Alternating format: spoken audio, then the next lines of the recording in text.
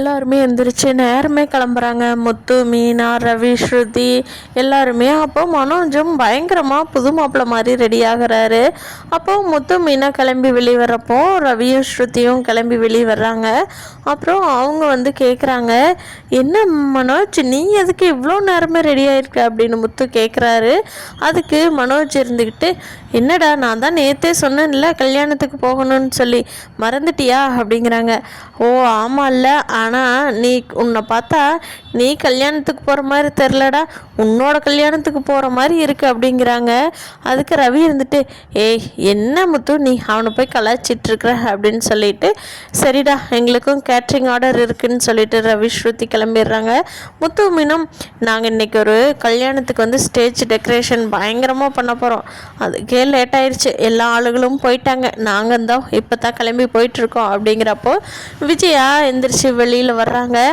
மனோஜ் என்னப்பா நேரமே கிளம்பிட்டியா, இவங்கெல்லாம் கிளம்புவாங்க தெரிய அப்படிங்கிறாங்க. ஆமாம்மா கல்யாணத்துக்கு போகணும்னு சொன்னேன்ல. சரிப்பா மனோஜ், புது சட்டை எடுத்து கொடுத்தது சூப்பராக எடுத்து கொடுத்துருக்குறானேடா, மாப்பிள்ளை மாதிரியே உனக்கு எடுத்து கொடுத்துருக்குறான் பாரு அவன் ஃப்ரெண்டு அப்படின்னு சொல்லி விஜயா தன்னோட பையனை வெளியில் அனுப்பிச்சி வைக்கிறாங்க. அப்போது அண்ணாமலை இருந்துக்கிட்டு, என்ன விஜயா என்ன ஒரே சத்தமாக இருக்குது அப்படிங்கிறாங்க. இன்னும் படுத்திட்டே அதுவாங்க எல்லாருமே முத்து, மீனாவும் ரவி, ஸ்ருதி எல்லாம் அவங்கவுங்க வேலை விஷயமா கிளம்பி போனாங்க. மனோஜுமே நம்ம நேற்று கல்யாணம் இருந்ததுன்னு சொன்னான்ல, அதுக்காக நேரமே கிளம்பி போயிட்டாங்க, அவனை வழியை அனுப்பிச்சி வச்சுட்டு வர்றேன் அப்படிங்கிறாங்க. ஓஹோ சரி, ஆனாலும் நீயே மனோஜ் மேலே ரொம்ப இதாக இருக்கிறியோன்னு எனக்கு தோணுது. மனோஜோட மொழியே இன்னைக்கு சரியில்லை. நீ கோயிலுக்கு கூப்பிட்டப்போ எப்போவுமே சரிமாங்கிற தவிர எதுவும் சொல்ல மாட்டான், ஆனால் நேற்று அப்படி இப்படி முழிச்சிட்டு இருந்தான் ஒரு மாதிரி திருட்டு மொழியாட்ட. எனக்கு என்னமோ மனோஜ் மேலே இன்னைக்கு சந்தேகமாக இருக்குது அப்படிங்கிறாங்க. அதுக்கு விஜயா இருந்துக்கிட்டு, ஆமாங்க இன்றைக்கி பட்டு வேஷ்டி எல்லாம் கட்டிக்கிட்டு பயங்கரமாக போகிறானுங்க, கேட்டேன் என் ஃப்ரெண்டு தான் எடுத்து கொடுத்தாங்கிறான், ஆனால் இது வரைக்கும் அவனுக்கு அப்படி ஒரு ஃப்ரெண்ட்ஸே இருந்தது இல்லைங்க, யாருமே அவனுக்கு ஃப்ரெண்டுன்னே இருந்ததில்லை, ஆனால் இன்றைக்கி அப்படி போகிறான் அப்படின்னு சொல்லிட்டு இருக்காங்க விஜயாவும். சரி விஜயா, அவன் கல்யாணத்துக்கு தானே போயிட்டு வரேன், நாளைக்கு கோயிலுக்கு போகலான்னு சொல்லியிருக்கிறான், விடு பார்த்துக்கலாம், அவன் கல்யாணத்துக்கு போகட்டும் அப்படின்னு சொல்லவும், ஆமாங்க அதாங்க நானும் அவனை அனுப்பிச்சி வச்சுட்டு வந்துட்டேன் அப்படிங்கிறாங்க. மண்டபத்துக்கு கிளம்பி அந்த சொட்டை பிஏ எல்லாருமே கிளம்பி போகிறாங்க. மண்டபத்துக்கு போனதும் பொண்ணோட அம்மா வந்து பயங்கரமாக வெல்கம் பண்ணி, மாப்பிள்ளை வாங்க வாங்க வாங்க, டயர்டாக இருப்பீங்க, போய் கொஞ்ச நேரம் ரூமில் ரெஸ்ட் எடுங்க, இன்னும் கொஞ்சம் டைம் இருக்குது, நாங்கள் அந்த டைமுக்கு கூப்பிட்றோம் மாப்பிள்ளை, அப்போ வெளியே வாங்க அப்படின்னு சொல்லி மாப்பிள்ளைய பத்திரமா ரூமுக்கு அனுப்பிச்சி வைக்கிறாங்க. அப்போது இந்த பொண்ணுக்கு வந்து மேக்கப் போடுறதுக்கு இதுலேயே ஹைலைட் என்னென்னா, மேக்கப் போடுறதுக்கு அந்த பொண்ணுக்கு வர்றதே ரோஹிணி தான். ஸ்டேஜ் டெக்கரேஷன் பண்ணணும்னு சொல்லி முத்துவும் ரவி ஸ்ருதியும் வேறு கல்யாணத்துக்கு வேலை இருக்குன்னு சொல்லி போனாங்கல்ல, அவங்க எல்லாத்துக்குமே இந்த கல்யாணத்தில் தான் ஆர்டர். பயங்கரமாக பிடிச்சிருக்காங்க மனோஜோட மாமியார் வந்து. அப்போது ரோஹிணி வந்து மேக்கப் போடுறதுக்காக அவங்க திங்ஸ் எல்லாம் எடுத்துகிட்டு வந்துடுறாங்க. அப்போது பொண்ணோட ரூமுக்கு ரோஹிணி கூட்டிகிட்டு போயிட்டு பொண்ணை பார்க்குறப்போ பொண்ணு பெட்டு மேலேரியா அங்கே சுற்றுது இங்கே சுற்றுது, ஓடுது ஒடியாருது, எல்லாமே பண்ணிகிட்ருக்கு. அப்போ ரோஹிணி ஷாக் ஆயிடுறாங்க. என்னங்க யாருங்க கல்யாண பொண்ணு அப்படிங்க, தோ விளையாண்டுட்டு இருக்கா பாருங்கம்மா, இவ தாம்மா கல்யாண பொண்ணு அப்படிங்கிறாங்க. ஐயோ என்னங்க இப்படி இருக்காங்க அப்படிங்க. இருமா நாங்கள் ஒரு 10 நிமிஷம் சமாதானப்படுத்திடுறோம் அப்படின்னு சொல்லி, ஏமா இப்படி ஓடுற, இன்னைக்கு உனக்கு கல்யாணம் இல்லையா அப்படின்னு அந்த பொண்ணை சொல்லவும், இல்லை எனக்கு ஃப்ரிட்ஜு தான் வேணும், நான் ஃப்ரிட்ஜை பார்க்க போகிறேன் அப்படின்னு சொல்லி சொல்கிறாங்க.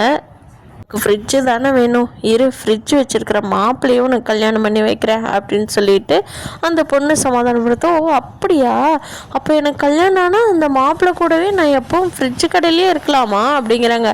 ஆமாம் உனக்கு தானே அந்த பையன் ரொம்ப பிடிச்சிருந்தான், அவனை தான் கல்யாணம் பண்ணி வைக்க போகிறோம், நீ கவலைப்படாமல் இரு அப்படின்னு சொல்லவும், அப்போ சரி எனக்கு மேக்கப் போடுங்க, வாங்க மேக்கப் போடுங்க அப்படின்னு சொல்லி ரோகிணியை கூப்பிட்டு அந்த பொண்ணு உட்கார வச்சுக்கிறாங்க.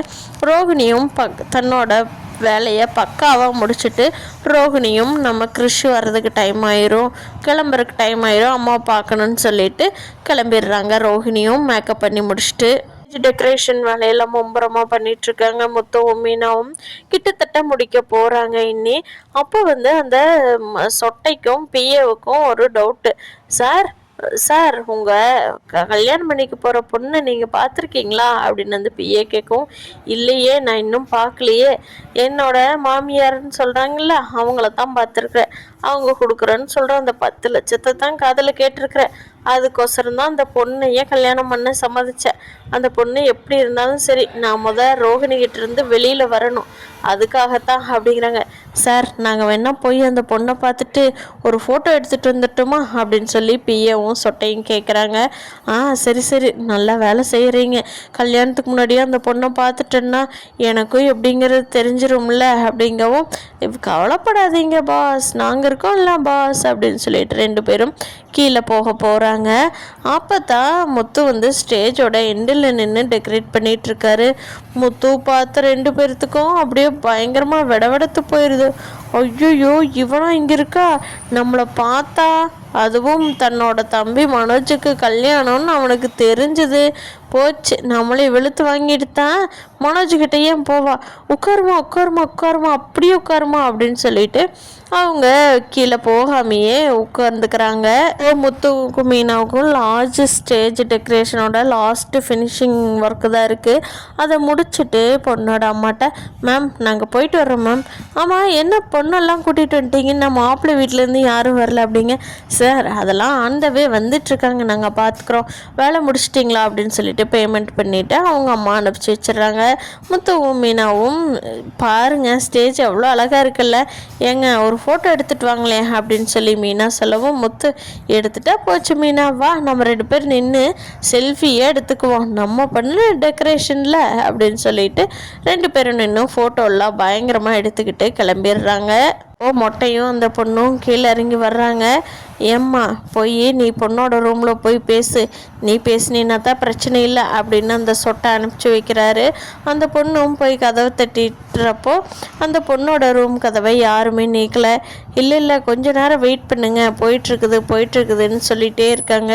எங்கே அவங்களுக்கு முன்னாடியே இந்த பொண்ணை பார்த்துட்டு விஷயம் தெரிய வந்ததுன்னா கல்யாணம் பண்ண மாட்டேன்னு மாப்பிள்ளை சொல்லிடுவார். அதனால் மாப்பிள்ளை வீட்டு சம்மந்தப்பட்ட ஆளுங்கக்கிட்டேயோ மாப்பிள்ளைகிட்டேயோ நீங்கள் இந்த பொண்ணு காட்டவே கூடாது அப்படின்னு சொன்னதுனால அந்த பொண்ணோட ரூம் கதவை யாருமே நீக்கல. அவங்க அம்மா நீக்க வரைக்கும் யாரும் நீக்கக்கூடாதுன்னு சொல்லி வச்சுட்டாங்க.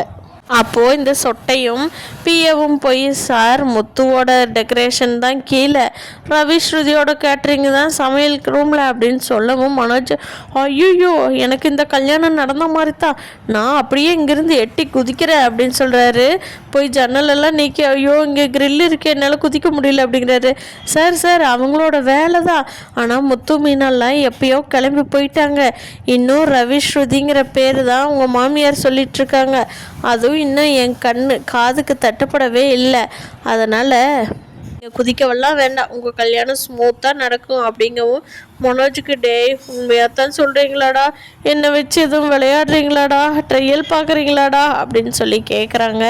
சார் உண்மை தாங்க பாஸ் சொல்கிறோம், எங்களுக்கு சேலரி வேணும் இல்லையாங்க பாஸ், நாங்கள் எதுக்கு பொய் சொல்ல போகிறோம் அப்படின்னு சொல்கிறாங்க.